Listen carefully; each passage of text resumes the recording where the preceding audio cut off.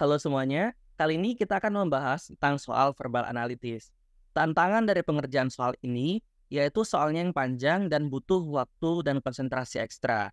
Tapi, jika teman-teman dapat memahami maksud soal dengan benar dan cepat, teman-teman dapat dengan mudah mengerjakan lebih dari satu soal sekaligus tanpa membaca soal ulang. Oleh karena itu, salah satu tips dari saya, kita harus menyiapkan alat bantu untuk pengerjaan soal jenis ini.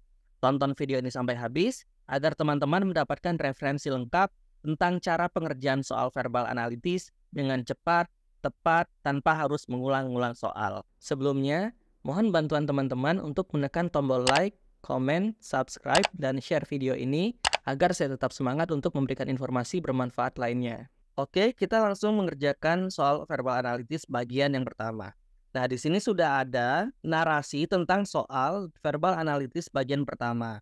Kita harus menjawab 3 pertanyaan dari satu bacaan ini. Oke, langsung saja kita kerjakan soal nomor 1. Pesantren Putri Asala memiliki program hafalan Al-Quran bagi semua santri putri yang belajar di sana.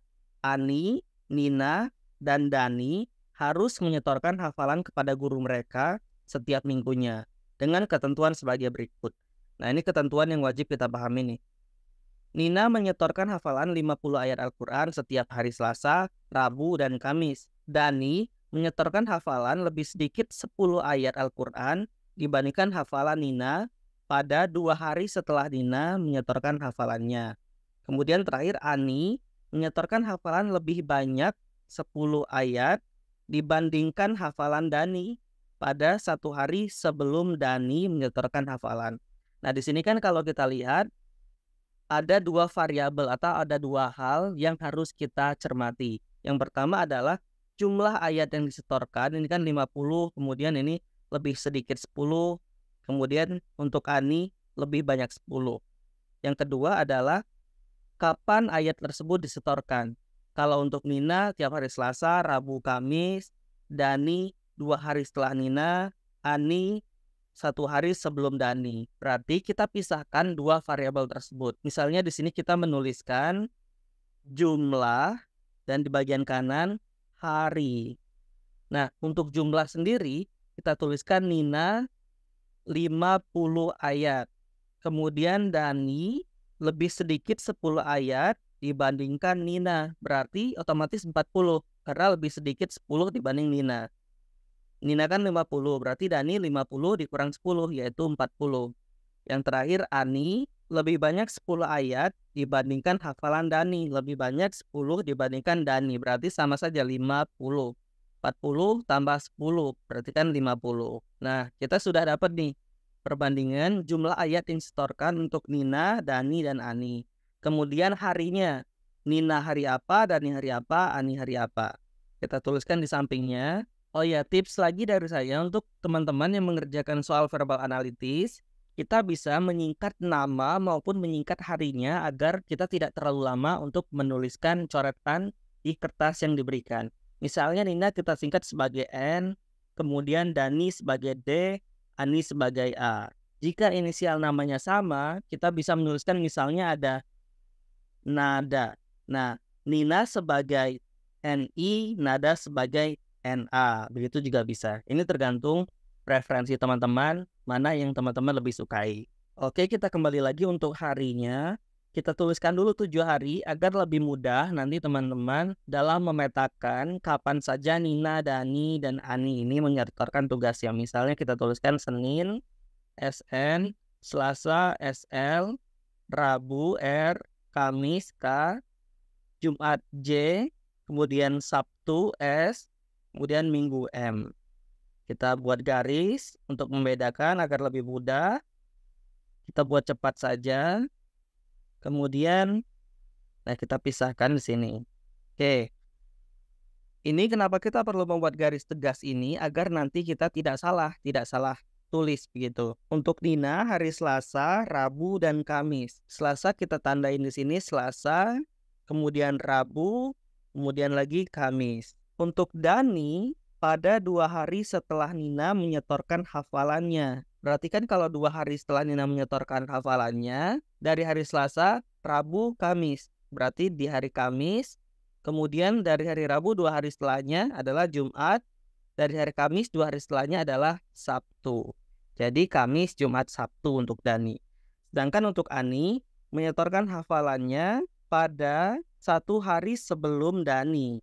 Berarti untuk Ani adalah hari Rabu, hari Kamis, dan hari Jumat. Oke, kita sudah mengetahui jumlah dan hari apa saja mereka menyetorkan hafalannya. Kalau kita sudah mendapatkan 2 hal ini atau 2 poin ini, kita akan mudah mengerjakan pertanyaan-pertanyaan yang dituliskan di soal. Oke, soal yang pertama, siapa yang paling banyak menyetorkan hafalan Al-Quran setiap kali setoran? Kita lihat di sini, Nina 50, Dani 40, Ani 50. Berarti jawabannya adalah Nina dan Ani karena sama-sama 50, yaitu E, Nina dan Ani. Oke, kita sudah mendapatkan jawaban untuk pertanyaan yang pertama. Dengan catatan yang sama, kita akan coba jawab pertanyaan yang kedua. Pada hari apa saja Ani harus menyetorkan hafalan Al-Quran setiap minggunya? Nah, kita sudah dapat nih. Berarti Ani harus menyetorkan pada hari Rabu, Kamis, dan Jumat. Berarti jawabannya adalah kita cari yang awalnya Rabu, ini bukan, ini iya, ini bukan, ini bukan, ini bukan. Berarti B, Rabu, Kamis, dan Jumat. Ya, berarti jawabannya adalah B. Nah, di sini kan karena teman-teman sudah menjabarkan soal yang panjang ini, jadi untuk setiap pertanyaannya, teman-teman tinggal fokus pada apa yang ditanyakan di sini. Jadi tidak harus membuat ulang lagi ini, harus membaca lagi. Jadi teman-teman cukup membacanya 1 kali, kemudian menuliskan seperti ini, dan sisanya teman-teman hanya fokus ke soal-soal yang ditanyakan saja. Begitu. Oke, selanjutnya pertanyaan yang ketiga. Jika jadwal setoran hafalan Nina berubah menjadi 1 hari sebelum hari biasanya, pada hari berapa saja Ani harus menyetorkan hafalannya? Tadi Nina berubah menjadi 1 hari sebelum. Berarti otomatis Ani juga harus menyetorkan hafalannya 1 hari sebelum. Jadi kita fokus di Ani saja. Tadi kan Ani itu di hari Rabu, Kamis, Jumat. Berarti mundur 1 hari karena dia kan patokan harinya sama dengan Dani, dan Dani patokan harinya ke Nina. Jadi otomatis kalau Nina mundur, Ani juga pasti mundur. Jadi Ani mundur 1 hari menjadi hari Selasa, Rabu, dan Kamis. Jadi jawabannya Selasa, Rabu, dan Kamis, yaitu A. Mudah sekali kan, meskipun di sini ada modifikasi, karena kita punya landasan yang kuat, yaitu teori yang sudah kita tuliskan ini, kita dapat dengan lebih mudah mencari jawaban dari masing-masing soal. Oke, selanjutnya kita ke soal nomor 4. Nah, di soal nomor 4 ini, pertanyaannya atau narasinya sudah berubah.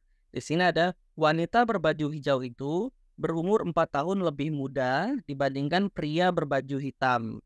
Umur pria berbaju hijau 3 tahun ditambah umur wanita berbaju hijau. Nah, cara mengerjakannya adalah, di sini kan kita ketahui bahwa wanita berbaju hijau berumur 4 tahun lebih muda dibandingkan pria berbaju hitam. Nah, jadi kita coba misalkan dulu. Misalkan wanita hijau atau WH itu dia umurnya 10 tahun misalnya. Kemudian WH ini berumur 4 tahun lebih muda dibandingkan pria berbaju hitam. PH. Jadi PH adalah 10 ditambah 4. Karena wanita berbaju hijau ini dia lebih muda, otomatis pria berbaju hijau dia lebih tua. Lebih tua 4 tahun sesuai dengan soal. Jadi pria berbaju hitam sama dengan 10 tambah 4, 14 tahun. Kemudian yang terakhir pria berbaju hijau atau HJ kita tulis di sini. Sama dengan 3 tahun ditambah umur wanita berbaju hijau. Berarti 10 ditambah 3 sama dengan 13. Nah, kita sudah tahu umur wanita berbaju hijau, pria berbaju hitam, dan pria berbaju hijau. Kemudian pertanyaannya adalah, manakah pernyataan yang benar? Oke, kita coba untuk pernyataan A dulu. Pria berbaju hitam memiliki umur paling muda.